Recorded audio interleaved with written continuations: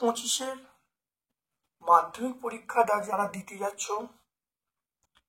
ভৌতবিজ্ঞানের এটা একটা important set, খুব ভালো করে করবে। এখান থেকে তোমরা কমন পাবে, খুব ভালো করে দেখে নাও। আমি পুঙ্খানুপুঙ্খভাবে ব্যাখ্যা করছি। অবশ্যই যারা ভৌতবিজ্ঞানে ভয় পাচ্ছ বা ভৌতবিজ্ঞানের প্রশ্ন কমন পেতে চাইছো, তারা অবশ্যই এই সেটটা কিন্তু দেখবে এবং পুঙ্খানুপুঙ্খভাবে প্র্যাকটিস করবে। তোমাদের সকল বন্ধু বান্ধবের মধ্যে আমার ইউটিউব চ্যানেল লিঙ্কটা শেয়ার করে দেবে এবং ভিডিওটাকে লাইক করবে। চলে এসো আজকের আমাদের প্রথম প্রশ্নে, গ্রুপ এর প্রথম প্রশ্নে, কোনটি ওজোন স্তরকে ক্ষয় করে না? ওজোন স্তরকে ক্ষয় করে না সেটা দেখো, এনও করে, N2O করে, CFC করে, তাহলে কার্বন ডাইঅক্সাইড করে না। 290 কেলভিন, 290 কেলভিন মানে এটা আমরা কিভাবে করব? সেন্টিগ্রেডে বার করতে বলেছে, তাহলে আমরা তাপমাত্রা বার করার নিয়ম হলো, তাহলে আমরা বলবো 290 থেকে 273 ডিগ্রি বাদ যাবে, বাদ দিলে দেখো হবে 17 ডিগ্রি সেন্টিগ্রেড। তাহলে আমরা বলবো তাপমাত্রা কত হবে? 17 ডিগ্রি সেন্টিগ্রেড। এটা স্মল টিও লিখতে পারো, ক্যাপিটাল লিখতে পারো। তাহলে এটা আমরা কত বলবো? আমরা বলবো 17 ডিগ্রি সেন্টিগ্রেড। তাহলে এটা আমরা অপশন বি বলবো। মিথেনের, দেখে নাও, মিথেনের আণবিক ভর 16, বাষ্প ঘনত্ব কত হবে? মিথেনের বাষ্প ঘনত্ব আমরা বলবো, তাহলে m সমান 2d, আমরা জানি m সমান 2d, তাই d মানে আমরা বলবো m/2, m/2 মানে তাহলে m সমান 2d, তাহলে d সমান m/2, তাহলে m এর মান 16, 16/2 মানে আমরা বলবো 8 বলবো। হ্যাঁ, তারপর দেখো, প্রদত্ত কোনটির তাপ পরিবাহিতা সবচেয়ে বেশি? তাপ পরিবাহিতা সবচেয়ে বেশি আমরা অবশ্যই অপশন ডি বলবো, হিরে বলবো। হ্যাঁ, হিরের তাপ পরিবাহিতা সবচেয়ে বেশি। তারপর দেখো, নিচের কোন আপাতন কোণের জন্য, নিচের কোন আপাতন কোণের জন্য ঘন মাধ্যম থেকে লঘু মাধ্যমে প্রতিসরণের চ্যুতি সবচেয়ে কম হবে? চ্যুতি সবচেয়ে কম হবে অবশ্যই আমরা বলবো 0 ডিগ্রি। 0 ডিগ্রি ক্ষেত্রে চ্যুতি কিন্তু সবচেয়ে কম হবে। কোন জোটটি সাদা আলোর বিশুদ্ধ বর্ণালী প্রান্তিক বর্ণ? প্রান্তিক বর্ণ আমরা বলবো লাল এবং বেগুনি। তাহলে অপশন এ বলবে, লাল এবং বেগুনি, বেনিয়া সহ বলা, লাল এবং বেগুনি। আধানের একক, আধানের একক আমরা বলবো অপশন বি বলবো কুলম্ব। 3 এবং 6 ওহম দুটো রোধ সমান্তর সমবায় যুক্ত হয়ে তুল্যাঙ্ক রোধ কত হবে? তুল্যাঙ্ক রোধ আমরা আরপি যদি বলি, আরপি দুটো রোধের গুণফল, দুটো রোধের গুণফল মানে 3 × 6 বাই 3 + 6, 3 + 6 মানে 9, এটা কাটাকাটি করলে 3, এটা 2, তাহলে দেখো 2 ওহম। তাহলে আমরা কি বলবো? 2 ওহম, এটা ওহমের চিহ্ন, তাহলে আমরা কত বলবো? অপশন সি বলবো। এ আয়নিত করার ক্ষমতা অনুসারে নিচের কোনটি ক্রমহ্রাসমান ক্রম? ক্রমহ্রাসমান ক্রম মানে বড় থেকে ছোট, সবচেয়ে বড় আলফা, তারপরে বিটা, তারপর গামা। তারপর দেখো, প্রদত্ত মৌলগুলির মধ্যে কোনটা সন্ধিগত মৌল নয়? তাহলে সন্ধিগত মৌল নয় আমরা বলবো অপশন সি বলবো, ক্যালসিয়াম বলবো। ক্যালসিয়াম কিন্তু সন্ধিগত মৌল নয়, ক্যালসিয়াম। তারপর দেখো, কোনটি আয়নীয় যৌগ? আয়নীয় যৌগ আমরা বলবো সেটা হলো HCl সমযোজী যৌগ, HCl, CH4, NH3 এগুলো সবই কিন্তু সমযোজী যৌগ, কিন্তু অপশন সি হলো MgCl2, এটা হলো তড়িৎ যৌগ বা আয়নীয় যৌগ। মৃদু তড়িৎ বিশেষ্য আমরা অপশন ডি বলবো অ্যাসিটিক অ্যাসিড, CH3CH। কোন গ্যাসটি কিপ যন্ত্রে প্রস্তুত করা হয়? কিপ যন্ত্রে প্রস্তুত আমরা বলবো H2S কে আমরা কিপ যন্ত্রে প্রস্তুত করি। তারপর দেখে নাও, চলে এসো হিমাটাইট। হিমাটাইট কোন ধাতুর আকরিক? হিমাটাইট আমরা বলবো সেটা লোহার আকরিক, অপশন সি বলবো। কোন কার্যকরী গ্রুপটি ইথাইল অ্যালকোহলে উপস্থিত? এটা আমরা অপশন ডি বলবো, ওইচটা। বলা আছে গ্রুপ বি এর প্রশ্ন চলে এসো, গ্রুপ বি। দেখো বায়ুমণ্ডলে কোন স্তরে ঝড় বৃষ্টি এগুলো হয়? আমরা বলবো ট্রপোস্ফিয়ার। ট্রপোস্ফিয়ারে ঝড় বৃষ্টি হয়, তাহলে আমরা বলবো এটা ট্রপোস্ফিয়ার। তারপর দেখো বায়োমাস, দেখে নাও। বায়োমাস প্ল্যান্টে যে সকল ব্যাকটেরিয়া বায়োমাসকে মিথেনে বিয়োজিত করে তাদের নাম আমরা বলবো মিথানোজনিক ব্যাকটেরিয়া। এটা হলো মিথানোজনিক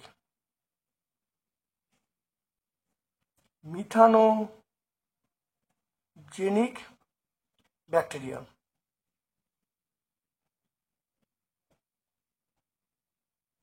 মিথানোজনিক ব্যাকটেরিয়া।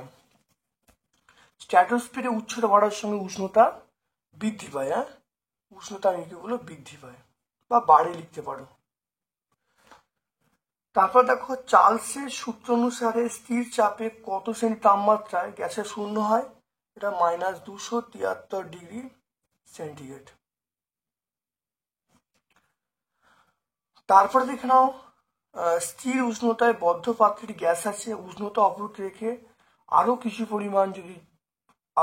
কিছু পরিমাণ গ্যাস যোগ করলে ওই গ্যাসের চাপের কি পরিবর্তন হবে? চাপটা কি হবে? চাপটা অবশ্যই বাড়বে বা বৃদ্ধি পাবে।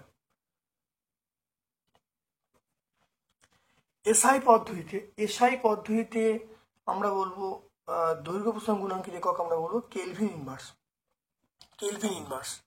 তারপরে কঠিন পদার্থে দৈর্ঘ্য প্রসারণ গুণাঙ্ক ক্ষেত্র আয়তন গুণাঙ্কের মধ্যে সম্পর্ক কি? আমরা বলবো আলফা সমান β/2 সমান বলবো γ/3। আলফা মানে দৈর্ঘ্য প্রসারণ গুণাঙ্ক, বিটা মানে ক্ষেত্র প্রসারণ গুণাঙ্ক, আর গামা মানে আয়তন প্রসারণ গুণাঙ্ক। গাড়ির হেডলাইটে কোন দর্পণ ব্যবহার করা হয়? গাড়ির হেডলাইট আমরা বলবো অবতল দর্পণ ব্যবহার করি, অবতল দর্পণ। গাড়ির হেডলাইটে আমরা ব্যবহার করি অবতল দর্পণ। বস্তুকে উত্তল লেন্সে ফোকাসে রাখলে প্রতিবিম্ব কোথায় হবে? প্রতিবিম্ব আমরা বলবো অসীমে হবে। প্রতিবিম্ব কোথায় হবে? আমরা বলবো অসীমে। তাহলে ওহমের সূত্রের সংজ্ঞাটি কি? দেখো R সমান V/I। তাহলে আমরা বলবো বিভব প্রভেদ এবং প্রবাহমাত্রার অনুপাতকেই আমরা বলবো রোধ বলবো। রোধাঙ্কের এসে একক আমরা বলবো ওহম মিটার, আমরা ওহম মিটার বলবো। তেজস্ক্রিয় রশ্মি পরমাণুর কোন অংশ থেকে নির্গত হয়? আমরা নিউক্লিয়াস বলবো বা কেন্দ্রক বলবো, কেন্দ্রক থেকে নির্গত হয়। ধনাত্মক আধানযুক্ত তেজস্ক্রিয় কণার নাম কি? এটা বলবো আলফা কণা, নাম হলো আলফা কণা। হলো 17 নম্বর মৌল যার তড়িৎ ঋণাত্মকতা সবচেয়ে বেশি, সেটা আমরা বলবো ফ্লুরিন। এটা আমরা 2.1, এটা আমরা ফ্লুরিন বলবো। এটি ক্ষারীয় মিথ্যা ধাতু আমরা বলবো ম্যাগনেসিয়াম বলবো। ক্ষারীয় মিথ্যা ধাতু ম্যাগনেসিয়াম। তারপরে দেখো একটি ক্ষার ধাতু যেটিকে অক্সাইডের কার্বন বিয়োজন পদ্ধতিতে প্রস্তুত করা হয়, সেটা আমরা বলবো জিঙ্ক বলবো। তারপরে দেখো ব্রোঞ্জে উপস্থিত আমরা বলবো এসএন বলবো। দেখে নাও, তাহলে 17 নম্বর গ্রুপে যা তড়িৎ ঋণাত্মকতা সবচেয়ে বেশি সেটা বলবো আমরা ফ্লুরিন বলবো। ক্ষারীয় মিথ্যা ধাতু আমরা ম্যাগনেসিয়াম বলবো। এটি ক্ষার যদি অক্সাইড কার্বন বিয়োজন পদ্ধতিতে প্রস্তুত করা হয় তাকে আমরা কি বলবো? সেটা হলো জিঙ্ক বলবো। ব্রোঞ্জে উপস্থিত সেটা এসএন বলবো। তারপর দেখো তড়িৎ বিশ্লেষণ প্রক্রিয়ায় কি প্রকার তড়িৎ প্রবাহ ব্যবহার করা হয়? আমরা বলবো সেটা হলো সমপ্রবাহ। আমরা বলবো সমপ্রবাহ বা ডিসি। সমপ্রবাহ বলবো বা ডিসি বলবো। রূপোর ওপর সোনার প্রলেপ দিতে হলে, এটা দেখে নাও,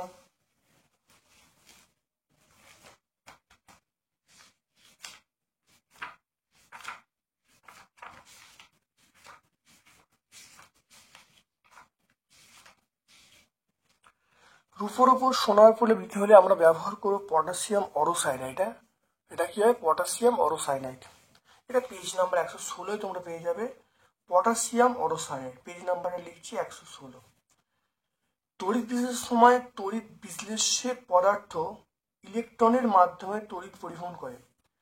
তড়িৎ বিশ্লেষণের সময় তড়িৎ বিশ্লেষ্য পদার্থ ইলেকট্রনের মাধ্যমে ইলেকট্রন অ্যানায়ন কাটানোর মাধ্যমে। এটা মিথ্যা বলবো।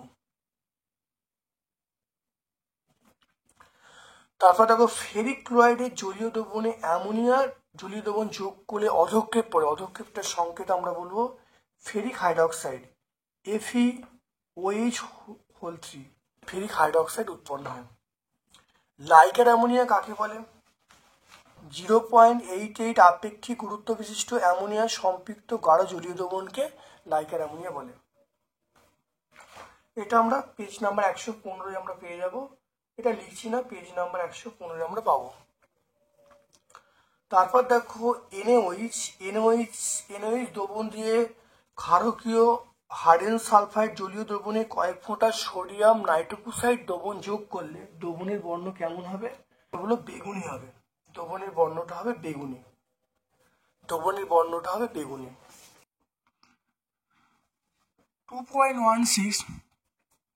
2.16 প্রদত্ত বিবৃতিটি সত্য মিথ্যা বলতে বলেছে।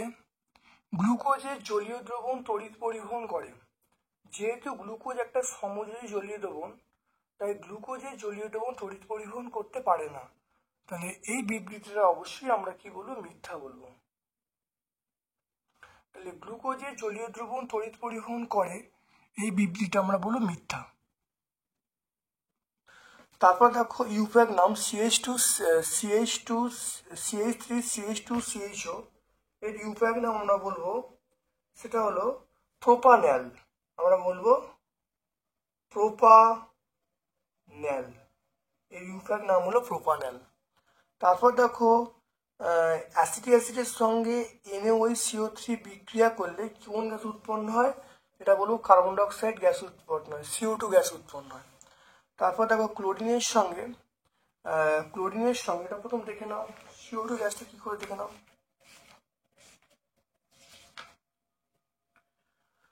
দেখে নাও CH3 দেখে নাও, দেখো না, অ্যাসিটিক অ্যাসিড CH3COOH তার সঙ্গে NaCO3 বিক্রিয়া করলে দেখো কি উৎপন্ন হচ্ছে? CH3COOH আর তার সঙ্গে জল উৎপন্ন হচ্ছে, তাই গ্যাসটার নাম হলো CO2। অ্যান্সার CO2 করেছে। মিথেনের সঙ্গে ক্লোরিনের প্রতিস্থাপন বিক্রিয়া প্রথম ধাপে যে জৈব যৌগের উৎপন্ন সংকেত। তাহলে মিথেনের সঙ্গে দেখে নাও, এটা হলো CH3Cl, মিথাইল ক্লোরাইড। নামটা কি? Methyl chloride, CH3Cl।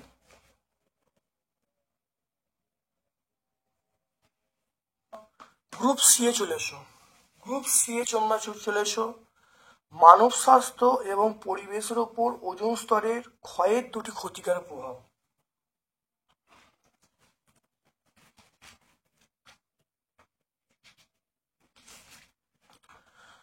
দেখে নাও, ওজোন স্তরের ক্ষয়ের ক্ষতিকারক প্রভাব দেখে নাও। এক হলো মানুষের উপর প্রভাব। চামড়ার ক্যান্সার হতে পারে, চোখে ছানি পড়তে পারে, চামড়ার বর্ণ তামাটে হয়ে যেতে পারে। আর উদ্ভিদের প্রভাব, শ্বাস প্রক্রিয়া ব্যাহত হতে পারে, বীজের অঙ্কুরোদ্গম প্রক্রিয়া বিঘ্নিত হবে। বায়ুমণ্ডলের প্রভাব, এটা হলো ফাইটোপ্ল্যাঙ্কটন, এই ফাইটোপ্ল্যাঙ্কটনের সংখ্যা কমে যাবে। জলবায়ুর প্রভাব যদি বলি, তাহলে ইউভি রশ্মির প্রভাবে জলাশয়ের জল দ্রুত বাষ্পীভূত হয়ে যাবে। ঠিক না? তাহলে 4 নম্বর পেজে আমরা সবটা পেয়ে যাব। এরপরে চলে এসো, সেটা হলো 300 কেলভিন। দেখে নাও, 300 কেলভিন তাপমাত্রায় 760 মিলিমিটার Hg চাপে কোনো গ্যাসের আয়তন 300 সেমিকিউব। এসটিপিতে ওই গ্যাসের আয়তন কত? দেখে নাও। প্রাথমিক তাপমাত্রা 300 কেলভিন, প্রাথমিক চাপ 760 মিলি Hg, প্রাথমিক আয়তন 300 সেমি কিউব। অন্তিম তাপমাত্রা এসটিপিতে বলা আছে, এসটিপির অন্তিম তাপমাত্রা 200 0 সেন্টিগ্রেড। 0 সেন্টিগ্রেড মানে 0 + 273 মানে 273 কেলভিন। পিটুর মান হলো 76 সেমি পারস্তম্ভ। 76 সেমি পারস্তম্ভ সেমিটাকে মিলিমিটারে 10 দিয়ে গুণ করবো, তাহলে 760 মিলিমিটার এইচজি। আর পিটুর মানটা চাইছে, তাহলে আমরা জানি P1 সমান P2 দেখো মানগুলো বসিয়ে দেখো এখানে P1 এর মানটা ক্যান্সেল হয়ে গেল, এখানে দেখো ওপরে 300 ক্যান্সেল হয়ে গেল, তাহলে এখানে দেখো তাহলে পেয়ে গেলাম 1 সমান V2/273। তাহলে V2 সমান 273, তাহলে অন্তিম আয়তন পেয়ে গেলাম 273 সেমি কিউব। অন্তিম আয়তন অ্যান্সার পেয়ে গেলাম 273 সেমি কিউব। অথবা প্রশ্ন দেখে নাও, 300 কেলভিন তাপমাত্রায় 570 মিলিমিটার এইচজি চাপে 2.2 গ্রাম CO2 গ্যাসের আয়তন নির্ণয় করতে বলেছে। এখানে আর এর মান বলা আছে কত, 0.082 litre ATM kelvin inverse mole inverse. খুব ভালো। টি এর মান 300, পি এর মান আমরা বলবো, দেখো পি এর মান দেখে নাও 570 mmHg। তাহলে 570কে যদি ATM এ চেঞ্জ করি, সেটা 760 দিয়ে ভাগ করবো, তাহলে 760 দিয়ে ভাগ করলে তাহলে পি এর মান আমরা পেয়ে যাচ্ছি কত, পি এর মান 0 কেটে গেল, তাহলে আমরা পেয়ে যাচ্ছি 57/76। এটা আমরা বলবো 57/76 বলবো, এটা আমরা এটিএম বলবো, 57/76 এটিএম বলবো। ডব্লিউর মান 2.2, এম মানে মোলার মানে আণবিক ওজন, তাহলে CO2 যে আণবিক ওজন সেটা 44 গ্রাম পার মোল।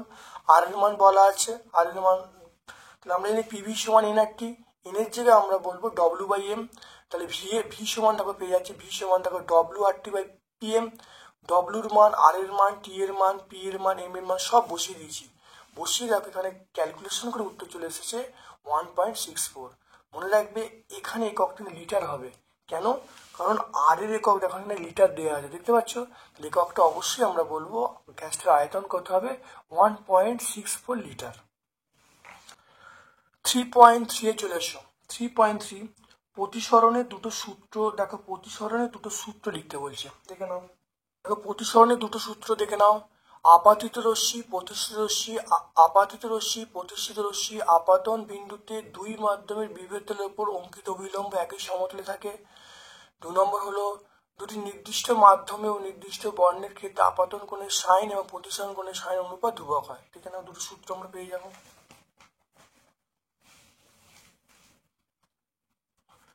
তারপর দেখে নাও 3.4 চলে এসো।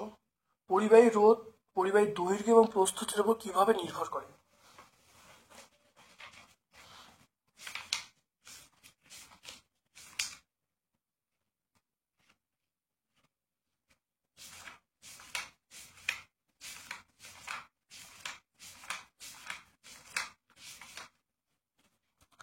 দেখে নাও পরিবাহী রোধটা দেখো দৈর্ঘ্যের সঙ্গে সমানুপাতি হয় যখন পরিবাহীর ক্ষেত্রফল ধ্রুবক থাকে। তাহলে পরিবাহীর ক্ষেত্রফল ধ্রুবক থাকলে পরিবাহী রোধ এবং দৈর্ঘ্যের সমানুপাতি হয়, তাহলে আর প্রপোর্শনাল। তারপর পরিবাহীর দৈর্ঘ্য যদি ধ্রুবক থাকে তাহলে পরিবাহীর প্রস্থের সঙ্গে ব্যস্ত হলে পরিবর্তিত হয়, তাহলে আর প্রপোর্শনাল 1/a, আর প্রপোর্শনাল 1/a, বুঝতে পারলে। তারপর চলে এসো দেখো, এরপর দেখো ফ্লেমিং চলে এসো। ফ্লেমিং এর বামহস্ত নিয়মটা লিখতে পারি। ফ্লেমিং এর তো নিয়ম, বাম হাতের বৃদ্ধাঙ্গুষ্ঠ তর্জনী মধ্যমা পরস্পর সমকোণে রেখে প্রসারিত করলে তর্জনী চৌম্বক ক্ষেত্রের অভিমুখ, মধ্যমা তড়িৎ অভিমুখ নির্দেশ করলে বৃদ্ধাঙ্গুষ্ঠ পরিবাহীর গতির অভিমুখ নির্দেশ করবে। তারপর দেখো কার্বন মনোঅক্সাইডের লুইস ডট দেখাতে বলেছে।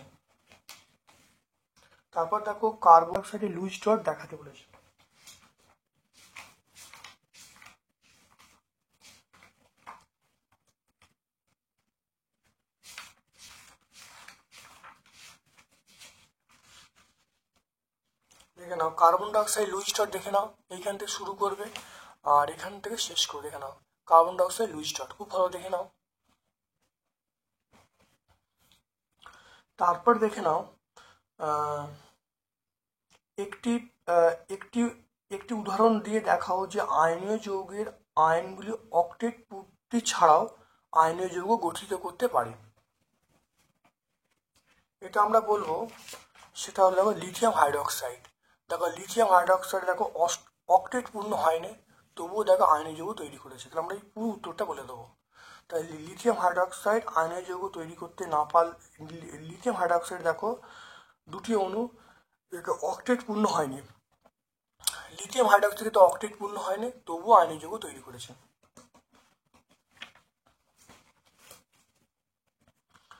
তড়িৎযোগী এবং সমযোগের দুটি ধর্মের তুলনা করতে বলছে। দেখো প্রথমে দেখো এটা আয়নীয় যৌগ মানি আমরা বলবো তড়িৎযোগী যৌগ। তাহলে ধর্ম বলতে দেখে নাও আয়নীয় যৌগ আর সময় যৌগ। তাহলে আয়নীয় যৌগ হলো এগুলো সাধারণত সাধারণ চাপ ও তাপমাত্রায় কঠিন পদার্থ হয়, আর সময় যৌগগুলো আমরা বলবো সাধারণ চাপ ও তাপমাত্রায় কঠিন হতে পারে, তরল গ্যাস এগুলো সবই হতে পারে। তারপরে দেখো আয়নীয় যৌগগুলো গলনাঙ্ক এবং স্ফুটনাঙ্ক বেশি হয়। আয়নীয় যৌগের ক্ষেত্রে গলনাঙ্ক স্ফুটনাঙ্ক বেশি হয়, আর সময় যৌগের ক্ষেত্রে গলনাঙ্ক স্ফুটনাঙ্ক অপেক্ষিত কম হয়। আয়নীয় যৌগগুলো এগুলো স্বতন্ত্র অণুর অস্তিত্ব নেই, আর সময় যৌগের স্বতন্ত্র অণুর অস্তিত্ব বর্তমান।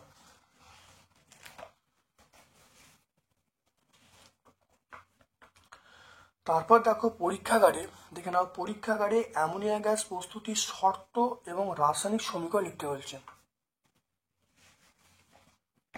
পরীক্ষাগারে অ্যামোনিয়া গ্যাস প্রস্তুতির শর্ত রাসায়নিক সমীকরণ লিখতে বলছে।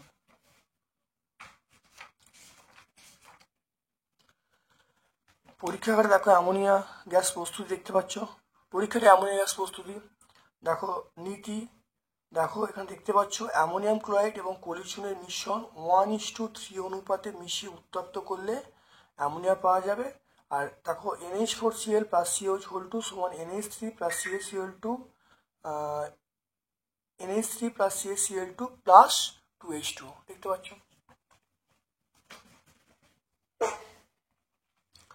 তারপর দেখে নাও উদাহরণ সহ খনিজ আকরিকের পার্থক্য লিখতে বলছি। উদাহরণ সহ খনিজ আকরিকের পার্থক্য ভালো দেখে নাও, খুব ভালো দেখে নাও খনিজ আকরিকের পার্থক্য। তাহলে ভূগর্ভে বা ভূপৃষ্ঠ থেকে প্রাপ্ত যে সমস্ত অজৈব পদার্থে ধাতু সমূহ যুক্ত অবস্থায় থাকে বা যৌগরূপে অশুদ্ধির সঙ্গে মিশ্রিত অবস্থায় থাকে তাদেরকে আমরা খনিজ বলবো। আর যে সকল খনিজ স্বল্প ব্যয়ে এবং সহজ উপায়ে উচ্চ গুণসম্পন্ন ধাতু নিষ্কাশন করতে পারে তাদেরকে আমরা আকরিক বলবো। সব খনিজই আকরিক নয়, কিন্তু সব আকরিকই খনিজ।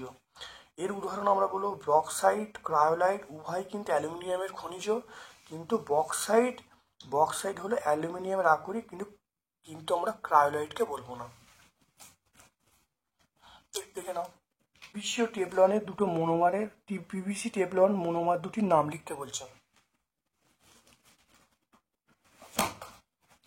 দেখে নাও পিভিসির মনোমারের নাম বলবো ফিনাইল ক্লোরাইড, আর টেফলনের মনোমারের নাম আমরা বলবো টেট্রাফ্লুইথিলিন।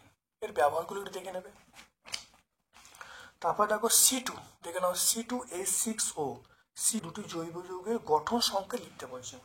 দেখে নাও ভালো করে C2 দেখে নাও C2H6O, এটা দেখো কি হবে, একটা হলো ইথাইল অ্যালকোহল হবে আর একটা ডাইমিথাইল ইথার হবে।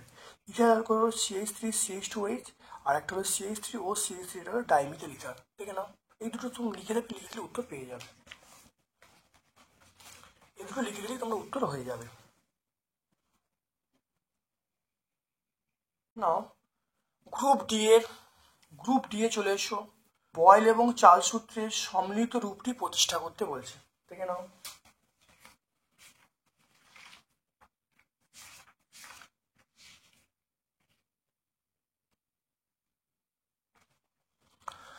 নাও আমরা জানি গ্যাসের চাপ P, আয়তন P, তাপমাত্রা T, অবশ্যই পরম তাপমাত্রা। বয়েল সূত্র অনুসারে আমরা বলবো V = 1/P যখন গ্যাসের ভর ও তাপমাত্রা ধ্রুবক। চার্লস সূত্র অনুসারে আমরা বলবো V = T যখন গ্যাসের ভর এবং চাপ স্থির। তাহলে এবার দেখো, এবার আমরা বলবো V = T/P, V = T/P। এবার আমরা বলবো V proportional T by P. এবার দেখে নাও, যখন আমরা বলবো টি পি এবং গ্যাস, যখন গ্যাসের ভরটা ধ্রুবক কিন্তু টি এবং পি এরা পরিবর্তনশীল। তাহলে এবার দেখে নাও একটা কনস্ট্যান্ট হলে V equal to KT by P. তাহলে আমরা যদি কোনাকুনি গুণ করি, ক্রস মাল্টিপ্লিকেশন করে পিভি সমান কেটি, তাহলে বলবো পিভি বাই টি সমান কে। তাহলে কেটাই ধ্রুবক বলবো। তাহলে বুঝতে পারলে, তাহলে আমরা এই পর্যন্তই করতে পারি, বা আরেকটু স্টেপ বাড়িয়ে দিই।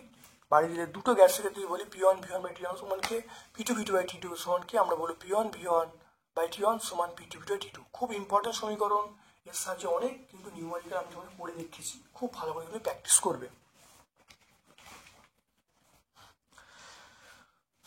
দেখে নাও, তারপরে চলে এসো 4.2 চলে এসো। ফেরাস সালফাইডের সঙ্গে লঘু সালফ্রিক অ্যাসিডের বিক্রিয়ায় 1.7 গ্রাম হাইড্রোজেন সালফাইড গ্যাস পেতে কত গ্রাম ফেরাস সালফাইড প্রয়োজন হবে? দেখে নাও।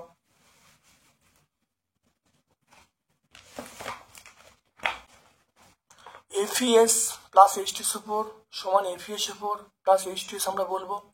তাহলে Fe মানে 56, S মানে 32, তাহলে 56 প্লাস 32 মানে 88, H2S মানে এটা হাইড্রোজেন মানে 2, সালফার মানে 32, তাহলে এটা আমরা বলবো 34। তাহলে 34 গ্রাম, দেখে নাও 34 গ্রাম H2S থেকে, দেখো 34 গ্রাম H2S থেকে FeS পাওয়া যাবে কত? 88 গ্রাম। তাহলে 34 গ্রাম থেকে পাওয়া যাচ্ছে 88 গ্রাম, একে কত? আর যেটা 1.7 দেওয়া আছে দেখো, করলে দেখো চলে আসছে। দেখে নাও, আমি এখানে দেখো 1.7 করেছি, দশমিকটা তুলে দেওয়ার জন্য নিচে 10 গুণ হয়েছে। দেখো এটা এটা কাটলে 2 হবে, এটা কাটলে 44, 44/10, 44/10 মানে 4.4 বা 4.4 গ্রাম। বলা হচ্ছে জিঙ্ক অক্সাইড, একটা অথবা প্রশ্ন ভালো দেখে নাও। জিঙ্ক অক্সাইডকে কার্বন সহযোগে, দেখে নাও, জিঙ্ক অক্সাইডকে কার্বন সহযোগে উত্তপ্ত করলে ধাতব জিঙ্ক ও কার্বন মনোক্সাইড উৎপন্ন হয়। 40.685 গ্রাম জিঙ্ক অক্সাইড থেকে 31.78 গ্রাম জিঙ্ক এবং 14 গ্রাম কার্বন মনোক্সাইড উৎপন্ন করতে কত গ্রাম কার্বনের প্রয়োজন হবে? আর বলা আছে বিক্রিয়াতে কত মোল কার্বন মনোক্সাইড পাওয়া যাবে? দেখে নাও, খুব ভালো করে বুঝে নাও, অঙ্কটা পড়ছি, দেখে নাও। তো জিঙ্ক অক্সাইড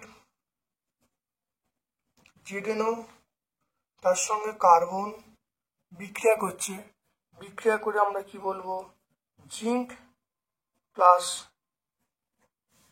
কার্বন মনোক্সাইড উৎপন্ন হচ্ছে, জিঙ্ক প্লাস কার্বন মনোক্সাইড। তাহলে ZnO প্লাস C সমান Zn প্লাস CO। এবার এখানে সেটা হলো Zn মানে বলবো 65.5, অক্সিজেন মানে 16 গ্রাম, আমরা বলবো 81.5 গ্রাম। কত? এখানে জিঙ্ক হলো 65.5 গ্রাম, কার্বন মনোক্সাইড এটা হলো আমরা 12 বলবো, আর এটা কত হবে? এটা হলো 16, 12 প্লাস 16 মানে আমরা বলবো 28 গ্রাম, 28 গ্রাম বলবো। জিঙ্ক অক্সাইড তার সঙ্গে কার্বন বিক্রিয়া করছে, বিক্রিয়া করে জিঙ্ক এবং কার্বন মনোক্সাইড উৎপন্ন হচ্ছে। তাহলে এখান থেকে দেখে নাও, তাহলে 81 গ্রাম, 81.5 গ্রাম ZnO, 81.5 গ্রাম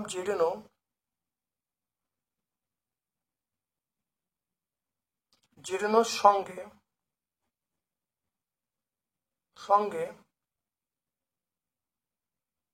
তাহলে কার্বন, তাহলে ZnOর সঙ্গে এটা কার্বন মানে কত? 12 গ্রাম, তাহলে 12 গ্রাম কার্বন, 12 গ্রাম কার্বন বিক্রিয়া করে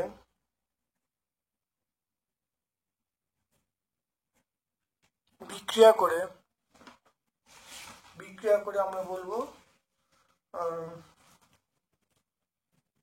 28 গ্রাম CO উৎপন্ন করে, 28 গ্রাম সিও উৎপন্ন করে, দেখতে পাচ্ছ 28 গ্রাম সিও উৎপন্ন করছে, 28 গ্রাম কার্বন মনোক্সাইড উৎপন্ন করে, তার সঙ্গে জিঙ্ক উৎপন্ন করে 65.5 গ্রাম। তাহলে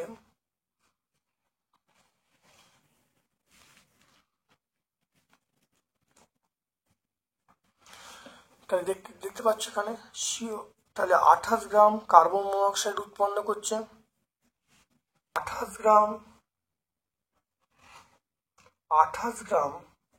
যে কোনো একটা 28 গ্রাম কার্বন মনোক্সাইড উৎপন্ন করতে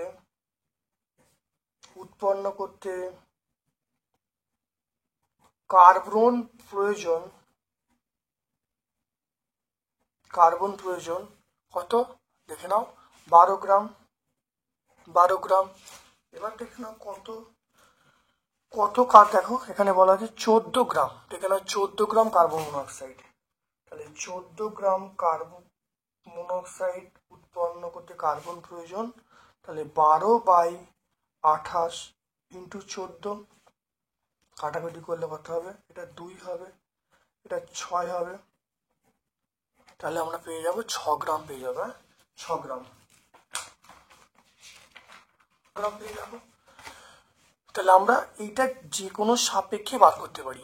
তাহলে দেখো 28 গ্রাম, দেখে না ভালো করে, 28 গ্রাম কার্বন মনোক্সাইড তৈরি করতে কার্বনের প্রয়োজন কত দেখে নাও, 12 গ্রাম, আর কোশ্চেনে 14 গ্রাম চেয়েছে, তাহলে 14 গ্রাম কত হবে, তাহলে 12/28 ইন্টু 14, এটা ক্যালকুলেশন করলে কত হবে 6 গ্রাম, তাহলে এটা অ্যান্সার পেয়ে যাবো।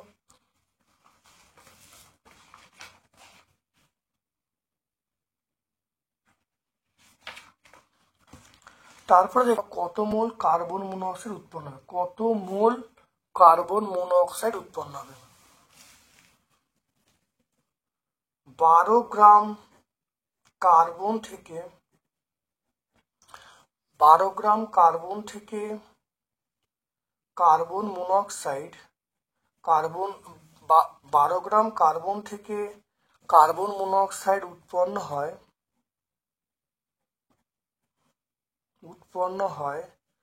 28 গ্রাম, আর একে কত 6 কত দেখে না, 1 গ্রাম থেকে উৎপন্ন হয় সেটা হলো 28/12, আর এখানে দেখো 6 গ্রাম, দেখো কার্বন কত উৎপন্ন হয়েছে, দেখে নাও কার্বন কত উৎপন্ন, দেখো 6 গ্রাম, তাহলে 6 কত, দেখে নাও করলে কত হবে, তাহলে 28 ইন্টু 6/12, এটা কাটাকুটি করলে 2 হবে, এটা কাটাকুটি করলে 14 হবে, তাহলে এটা হলো দেখো পেয়ে যাব 14 গ্রাম, তাহলে পেয়ে যাব 14 গ্রাম। সংখ্যা মোল মানে আমরা এন কি করে বার করবে, এন সমান দেখো 14 বেরিয়েছে আর আগে মান 28, তাহলে এন মানে আমরা হাফ বলবো, তাহলে 0.5, তাহলে দেখে নাও 12 গ্রাম কার্বন থেকে কার্বন মনোক্সাইড উৎপন্ন 28 গ্রাম, একে কত, আর এখানে 6 বার করেছি, বার করলে আবার 14 গ্রাম হবে। তাহলে মূল সংখ্যা বার করার নিয়ম হলো, যতটা আমার মানে মূল সংখ্যা বার করার একটা সূত্র আছে, সূত্রটা এন সমান আমরা বলবো সেটা W/M, এটা সবসময় মনে রাখবে, W/M সূত্রটা, ডব্লুর মান দেখো বেরিয়ে 14, আর এম মানে মোলার ভর, মোলার মানে যাকে বলে আণবিক ভর, সেটা আণবিক ভর 28, কারণ দেখে নাও সিওর দেখো আণবিক ভর কত, আণবিক 28 আছে, তাহলে 14/28 মানে 1/2, মানে এর মান কত হলো 0.5।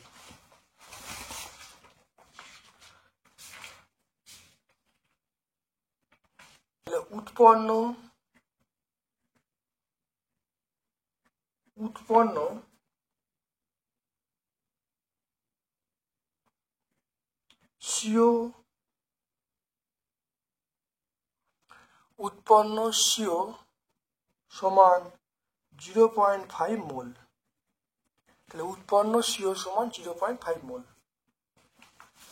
দেখো পুরো অঙ্কটা সলভ করে দিলাম, দেখে নাও পুরো অঙ্কটা সলভ করতে, দেখে নাও। তারপর দেখে নাও কোনো পদার্থের তাপ পরিবাহিতা বলতে কি বোঝো, কোনো পদার্থের তাপ পরিবাহিতা বলতে কি বোঝো, সিজিএস এবং এসআই এককের মধ্যে সম্পর্ক লিখতে বলছে, লেন্সের ফোকাস বলতে কি বোঝো। দেখে নাও কোনো পদার্থের একক বেদ একক প্রস্থচ্ছেদযুক্ত কোনো পাত্রের দুই বিপরীত পৃষ্ঠের উষ্ণতার পার্থক্য একক হলে স্থিতাবস্থায় এক পৃষ্ঠ থেকে অপর পৃষ্ঠে লম্বভাবে যে পরিমাণ তাপ পরিবাহিত হয় তাকেই আমরা বলবো তাপ পরিবাহিতাঙ্ক। এর সিজিএস একক দেখো, এসআই একক হলো joule, metre inverse, kelvin inverse, second inverse, আর এটা কি আমরা বলবো watt, metre inverse, kelvin inverse, আর সিজিএস এ আমরা বলবো calorie, cm inverse, degree centigrade inverse, second inverse. এবার দেখো বলা আছে সিজিএস এবং এসআই এর মধ্যে সম্পর্ক স্থাপন করতে বলে। দেখে নাও ক্যালোরি, দেখে নাও CGS 1 calorie, cm inverse, degree centigrade inverse, second inverse. তাহলে এটাকে চেঞ্জ করছি, 1 ক্যালোরি মানে 4.2 জুল। এটা আবার সেমিটাকে মিটারে চেঞ্জ করে 10⁻² হবে। এটা কেলভিন ইনভার্স, সেকেন্ড ইনভার্স। এটা গুণ করে দেখো পেয়ে যাচ্ছি 420 ওয়াট মানে জুল সেকেন্ড ইনভার্স মানে watt metre inverse, kelvin inverse. তাহলে এটা হলো সিজিএস ইউনিট, এটা হলো এসআই ইউনিট।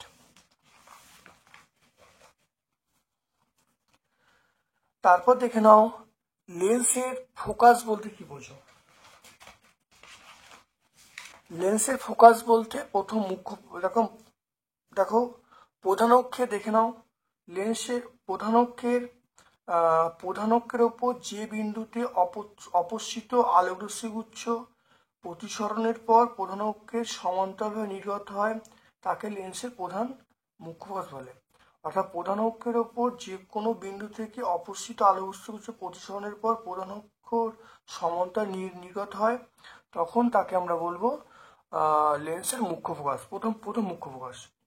আর দ্বিতীয় মুখ্য ফোকাস দেখে নাও, সেটা হলো উত্তর লেন্সের ক্ষেত্রে প্রধানক্ষের সমান্তরালে আগত আলোকরশ্মিগুচ্ছ লেন্স থেকে প্রতিসরণের পর প্রধানক্ষের ওপর যে বিন্দুতে মিলিত হয় তাকে বলে দ্বিতীয় মুখ্য ফোকাস। তোমরা এর মধ্যে যে কোনো একটা তোমরা বলে দিলেই কিন্তু হয়ে যাবে।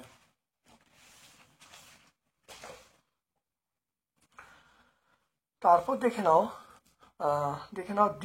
দীর্ঘ দৃষ্টি কি, এর প্রতিকারের জন্য কোন লেন্স ব্যবহার করা হয়। দেখে নাও দীর্ঘ দৃষ্টি বলতে যদি চোখ দূরের জিনিসকে পরিষ্কার দেখতে পায়, কাছের জিনিসকে দেখতে না পায়, তাহলে চোখের এই সমস্যাকে আমরা দীর্ঘ দৃষ্টি বলবো। এটা প্রতিকারের জন্য আমরা উত্তল লেন্সযুক্ত চশমা ব্যবহার করব। তারপর দেখে নাও প্রিজমের মধ্য দিয়ে আলোর প্রতিসরণের ক্ষেত্রে আমাকে বলছে ডেল্টা সমান I1 প্লাস I2 মাইনাস সে, এটা প্রমাণ করতে বলছে।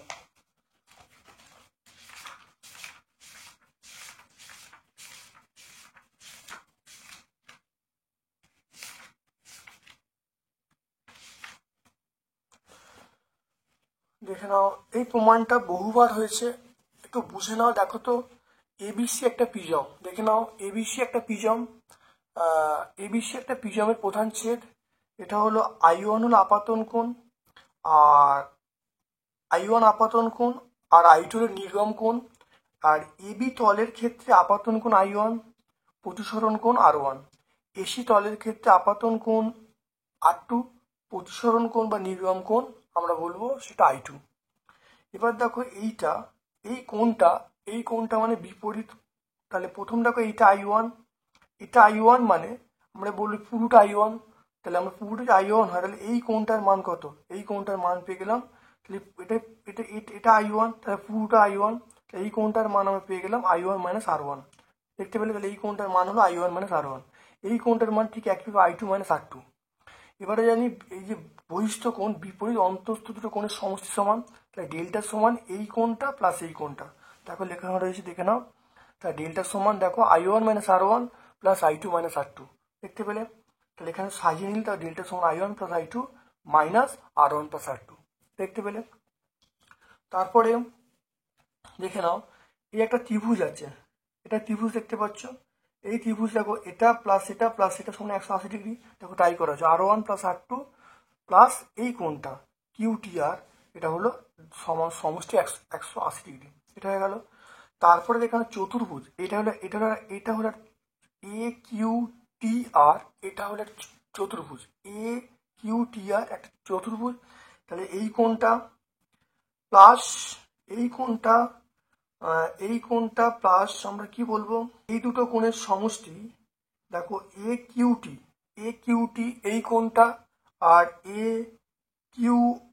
আর টি এই দুটো কোণের সমষ্টি যদি লম্ব, তাহলে 180, এটা প্লাস এটা কত হবে 180 ডিগ্রি। ঠিক আছে, তাহলে 180 করা হয়েছে। এবার দেখো ত্রিভুজের তিনটি কোণের চতুর্ভুজের চারটি কোণের সমষ্টি কত 360 ডিগ্রি। তাহলে বাকি আছে এই কোণটা আর এই কোণটা, তাহলে এই কোণটা প্লাস এই কোণটা সমান এই দুটো কোণ থেকে বাদ দেবো। তাহলে দেখো দেখে নাও, কিউ কিউ এ আর প্লাস এই কোণটা কিউ টি আর, এটার সমান আমরা কি বলবো 360 ডিগ্রি বলবো। 360 ডিগ্রি থেকে এই দুটো কোণের সমষ্টি বাদ দেবো, হয়ে গেল। এবার একটা সমীকরণ পেয়ে গেলাম, আর এখানে দেখ একটা সমীকরণ তাহলে পেয়ে গেলাম। তাহলে দুটোকে এই দুই আর তিন তুলনা করলে তারপর এর মান পেয়ে যাবে, এর সমান R1 + R2। এই এর মানটা আমরা যদি এই একে বসিয়ে দিই, তাহলে বসিয়ে দিলে ডেল্টা সমান I1 + I2 - A। প্র্যাকটিস করলেই হয়ে যাবে। কিন্তু লাল এবং বেগুনি আলোর ক্ষেত্রে প্রতিসরাঙ্ক মিউ আর এবং মিউ ভি প্রমাণ করতে বলেছি, মিউ আর লেস দেন মিউ ভি। দেখে নাও ভালো করে। আমরা জানি মিউ বলতে মাধ্যমের প্রতিসরাঙ্ক মানে C/V। বেগুনি বর্ণে আলোর ক্ষেত্রে আমরা লিখবো মিউ ভি সমান C/V। ভি এর জায়গায় n ল্যামডা, মানে n, আর এখানে ভায়োলেটের জন্য ল্যামডা ভি। ঠিক একইভাবে আমরা লাল বর্ণের জন্য আমরা কি বলবো, মিউ আর বলবো C/, এখানে লালের জন্য আর বলেছি, তাহলে মিউ আর, তাহলে এখানে তাহলে ল্যামডা আর হবে। এবার দেখো দুটোকে বাই করেছি, এইটাকে বাই এটাকে, মানে দুটো বাই, এইটা বাই এটা, দেখো তাই করা হয়েছে, দেখতে পাচ্ছ এটা, তাহলে বাই করা হয়েছে। বাই করে দেখো আমি একটা দেখো কাটাকুটি করলে আমি পেয়ে যাচ্ছি mu R by mu V. একটু বুঝে নাও যে লাল আলোর তরঙ্গ দৈর্ঘ্য বেশি হয়, তাই লাল আলোর তরঙ্গ দৈর্ঘ্য বেগুনির থেকে বেশি হচ্ছে। তাহলে আমরা এইটাকে বলি না, এটাকে নামিয়ে দিই, তাহলে মিউ ভিটাকে নামিয়ে দিলে mu R by mu V এটা হলো একের থেকে বড়, তাহলে লিখলাম দেখো mu V by mu R এটা হলো দেখো একের থেকে বড়, তাহলে মিউ ভিটা বড়। তাহলে মিউ ভিটা বড় কার থেকে, মিউ আর থেকে, তাহলে ঘুরিয়ে বলতে পারি মিউ আরটা ছোট মিউ ভির থেকে। তাহলে এখান থেকে আমরা বলতে পারি মিউ আরটা, মিউ আরটা ছোট কার থেকে, মিউ ভির থেকে।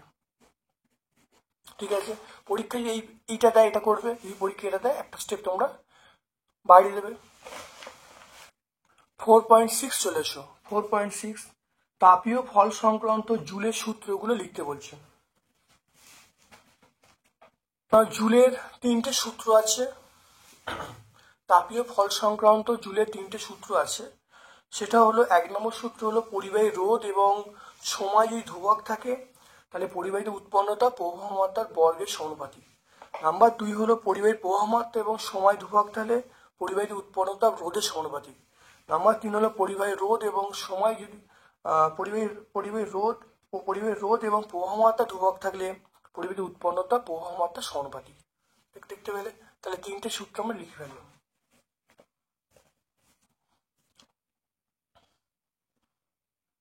একটি বৈদ্যুতিক বাতিকে 220 ভোল্ট মেন লাইনের সঙ্গে যুক্ত করে 1 অ্যাম্পিয়ার তড়িৎ পাওয়া যায়। তারপরে বাতিটিকে 110 ভোল্ট মেন লাইনের সঙ্গে যুক্ত করলে কত তড়িৎ প্রবাহ পাওয়া যাবে।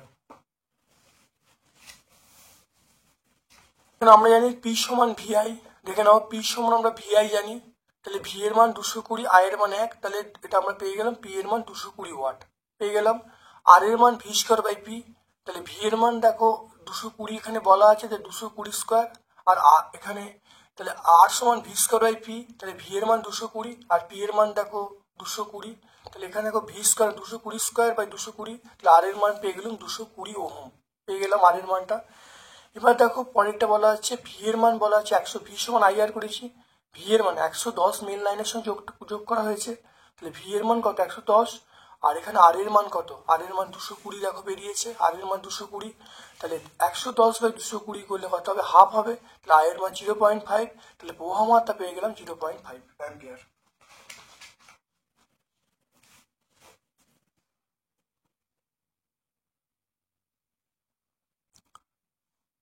অথবা প্রশ্ন থেকে না ভালো করে, বলছে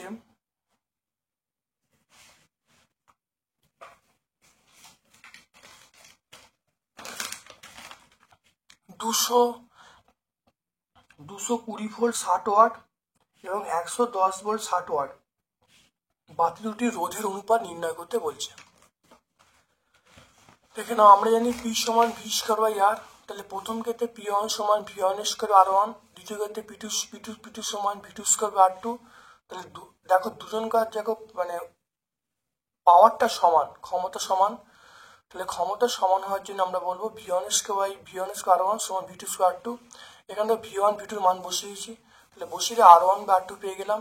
আর ওয়ান বাই আর টু পেয়ে গেলাম এখানে দেখো 220 স্কয়ার বাই 110 স্কয়ার, তাহলে এটা দেখো 220 ইন্টু 220 বাই 110 ইন্টু 110 কাটাকাটি 4 বাই 1, তাহলে R one is to R two আমি পেয়ে গেলাম 4:1। তাহলে দুটি রোধের যে অনুপাত সেটা পেয়ে গেলাম 4:1।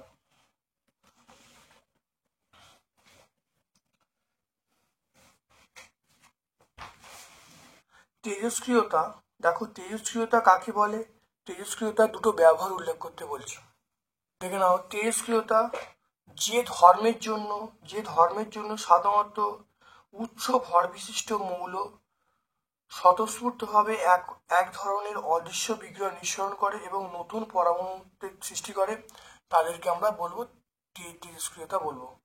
যেমন থোরিয়াম বলবো, রেডিয়াম বলবো, পোলোনিয়াম বলবো। এর ব্যবহার কি?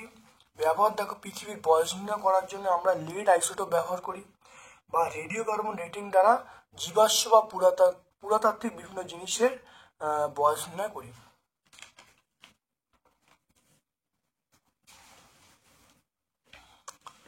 দেখে নাও একটি পরের প্রশ্ন, অথবা প্রশ্ন 4.8 এর অথবা একটি তেজস্ক্রিয় পরমাণু থেকে একটি আলফা কণা নির্গত হলে অপত্য পরমাণুর প্রোটন সংখ্যা এবং ভর সংখ্যা কিভাবে পরিবর্তিত হয়? আর কোনো তেজস্ক্রিয় মৌলের পরমাণু থেকে কোন তেজস্ক্রিয় রশ্মি নির্গত হলে পরমাণুর সংখ্যা একই থাকে? এই প্রশ্নের উত্তরে আমরা বলবো গামা রশ্মি। গামা রশ্মির কোনো চেঞ্জ হয় না, তাহলে আমরা বলবো গামা রশ্মি বলবো। এবারে প্রথম প্রশ্ন উত্তর দেখে নাও, যদি একটা মৌল থেকে আলফা কণা বেরিয়ে আসে তাহলে ভর সংখ্যা 4 কমে, প্রোটন সংখ্যা 2 কমে। কিভাবে লিখবো একটু দেখে নাও। ধরো এক্স একটা নিউক্লিয়াস যার ভর সংখ্যা এ, প্রোটন সংখ্যা জেড। আলফা কণা বেরোচ্ছে, তাহলে ভর সংখ্যা দেখো 4 কমলো, প্রোটন সংখ্যা 2 কমলো। তাহলে এরকম ভাবে পরীক্ষায় লিখে দেবে, লিখলে উত্তর হয়ে যাবে। তাহলে ভর সংখ্যা দেখো 4, এটা উপরটা ভর সংখ্যা 4 কমলো, প্রথম সংখ্যা জেড ছিল, জেড -2 হয়ে গেল, তাহলে এ থেকে এ -4 হলো, জেড থেকে জেড -2 হলো। মৌলের দেখে নাও, মৌলের আয়নন শক্তি কাকে বলে? LI আয়নন শক্তির ঊর্ধ্বক্রমে সাজাতে বলছে। দেখে নাও, আয়নন শক্তি অর্থাৎ ভূমিস্তরে বা সর্বনিম্ন শক্তি স্তরে অবস্থিত কোনো মৌলের একটি বিচ্ছিন্ন গ্যাসীয় পরমাণুকে তার বহিস্থ কক্ষের ইলেকট্রন অপসারিত করলে এক একক চার্জযুক্ত ধনাত্মক আয়নে পরিণত করতে যে ন্যূনতম শক্তির প্রয়োজন হয় তাকে বলা হচ্ছে মৌলটার আয়নাইজেশন শক্তি বা প্রথম আয়নাইজেশন শক্তি বলা হয়। কে বলবো? দেখে নাও, এটা প্রথমে কি হবে? প্রথমে কে হবে, তারপরে আমরা বলবো প্রথমে কে, তারপরে এনএ, তারপরে এলআই। তাহলে ছোট থেকে বড় সাজালে প্রথমে কে, তারপরে এনএ, তারপরে এলআই। এরপর চলে এসো, তাহলে কপারের তড়িৎ বিশোধনের ক্ষেত্রে নিচের বিষয়গুলি উল্লেখ করতে বলছে। এক হলো ব্যবহৃত তড়িৎদ্বার, তড়িৎ বিশ্লেষ্য, তড়িৎদ্বারের সংঘটিত বিক্রিয়া।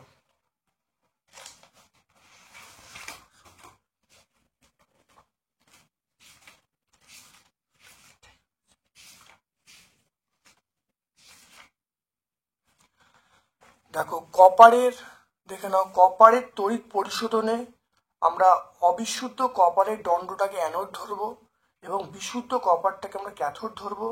দেখো ক্যাথোড এবং অ্যানোডের বিক্রিয়া দেখতে পাচ্ছ, এই বিক্রিয়াটা লিখতে হবে। আর তড়িৎ বিশ্লেষ হিসাবে আমরা লঘু H2S উপর মিশ্রিত COS উপরে জ্বলিয়ে দেবো নেবো। তারপর দেখো দেখে নাও নাইট্রোজেনের পরীক্ষাগার প্রস্তুতিতে অ্যামোনিয়াম নাইট্রাইটকে গাঢ় H2SO দ্রবণে সরাসরি উত্তপ্ত না করে সম আণবিক অনুপাতে মিশ্রিত অ্যামোনিয়াম ক্লোরাইড এবং সোডিয়াম নাইট্রাইট মিশ্রণকে উত্তপ্ত করা হয় কেন? দেখে নাও অ্যামোনিয়াম নাইট্রোজেনের পরীক্ষাগার প্রস্তুতিতে অ্যামোনিয়াম নাইট্রাইটের গাঢ় জলীয় দ্রবণকে সরাসরি উত্তপ্ত না করে সম আণবিক অনুপাতে মিশ্রিত অ্যামোনিয়াম ক্লোরাইড এবং সোডিয়াম নাইট্রাইট মিশ্রণের গাঢ় দ্রবণকে উত্তপ্ত করা হয় কেন? এখানে প্রশ্নটা উত্তরটা দেখে নাও। দেখো অ্যামোনিয়াম নাইট্রাইটকে সরাসরি উত্তপ্ত না করে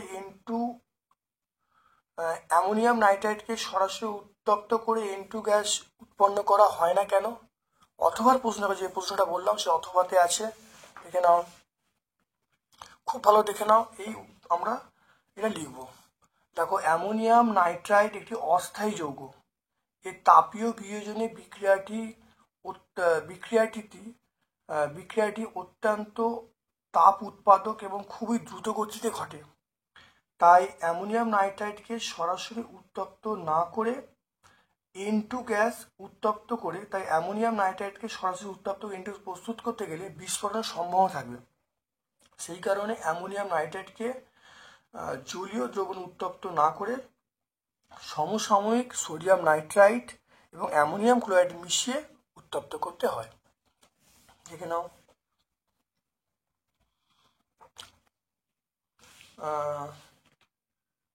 শর্ত এবং সমিত রাসায়নিক সমীকরণ সহ ইউরিয়া কিভাবে শিল্প উৎপাদন করা যায়। ইউরিয়াকে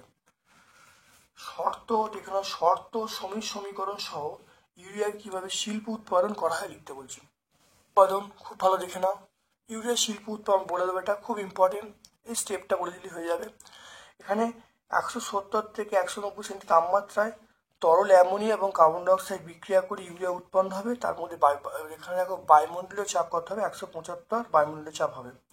ঠিক আছে, প্রথমে উৎপন্ন হবে অ্যামোনিয়াম কার্বোমাইড এবং পরে ইউরিয়া পাওয়া যাবে। দেখে নাও বিক্রিয়াটা বলে দিতে হবে।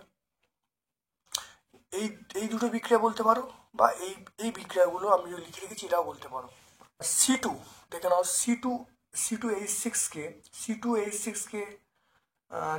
C2H6কে সম্পৃক্ত হাইড্রোকার্বন বলা হয়। C2H4 কে অসম্পৃক্ত হাইড্রোকার্বন বলে কেন? C2H6 ইথেন অণুতে সবকটি কার্বন পরমাণু সমযোজী এক বন্ধন দ্বারা যুক্ত হয়, তাই সম্পৃক্ত হাইড্রোকার্বন বলা হয়। অপরদিকে ইথিলিন অণুতে দুটি কার্বন পরমাণু দ্বিবন্ধন তৈরি করে, তাই এটা অসম্পৃক্ত হাইড্রোকার্বন। অর্থাৎ যারা এক বন্ধনে তৈরি করে তাদের বলে সম্পৃক্ত হাইড্রোকার্বন, যারা দ্বিবন্ধন তৈরি করে তাদের অসম্পৃক্ত হাইড্রোকার্বন। এখানে যেহেতু ইথিলিন দ্বিবন্ধন করছে, তাই এটা ইথিলিন হলো অসম্পৃক্ত হাইড্রোকার্বন।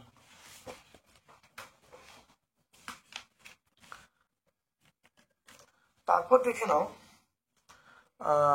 লাস্ট প্রশ্ন, দেখে নাও কিভাবে, দেখো অ্যাসিডিন থেকে যে ট্রান্সফরমেশন বলতে বলছে। দেখো না এই বিক্রিয়াটা দেখে নাও ভালো করে। তরল ব্রোমিনে অ্যাসিডিন গ্যাস পাঠালে প্রতিটি অ্যাসিডিন অণুর সঙ্গে 2 অণু ব্রোমিন যুক্ত হয়ে বর্ণহীন অ্যাসিডিন টেট্রাব্রোমাইড উৎপন্ন করবে। এটা বিক্রিয়াটা দিয়ে দেবে, এটা উত্তর হয়ে যাবে। সিএনজির ব্যবহার লিখতে, সিএনজির ব্যবহার আমরা বলবো দেখে নাও জ্বালানি হিসাবে। সিএনজিকে আমরা ব্যবহার করব জ্বালানি হিসাবে। ভিডিওটা শেষ করলাম। অত্যন্ত কার্যকরী ভিডিও। যারা 2025-এ মাধ্যমিক পরীক্ষা দিতে যাচ্ছ তাদের জন্য একটা অসম্ভব ইম্পর্টেন্ট ভিডিও। খুব ভালো করে প্র্যাকটিস করবে, পরীক্ষায় হুবহু কমন পেয়ে যাবে। আমার পক্ষ থেকে সকলকে ধন্যবাদ এবং শুভকামনা জানিয়ে আজকের মতো ভিডিও শেষ করলাম। Thank you.